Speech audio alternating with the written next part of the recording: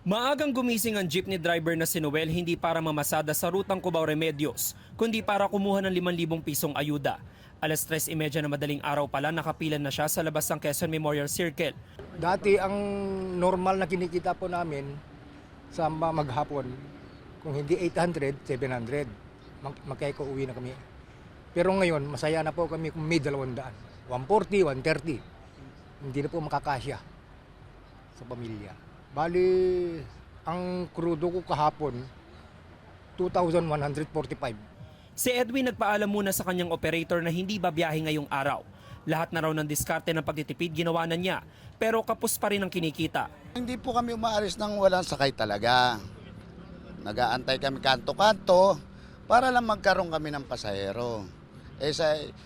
Sa hirap po talaga ng biyahe. Nagpapasalamat ako sa ating gobyerno kahit papaano may tulong sa atin. Pero kung tutuusin naman po, talaga naman pong kulang yan.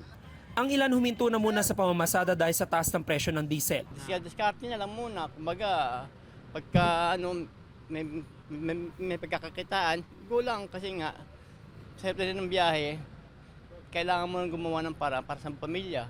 Mahigit 2 linggo ng ramdam ng mga jeepney driver ang epekto ng mega oil price hike. Hiling nila magkaroon ng mas malinaw na aksyon ng gobyerno. Ang maganda dyan po, kailangan ibalik sa dati ang presyo, 55. Para medyo magaan po ang mga driver.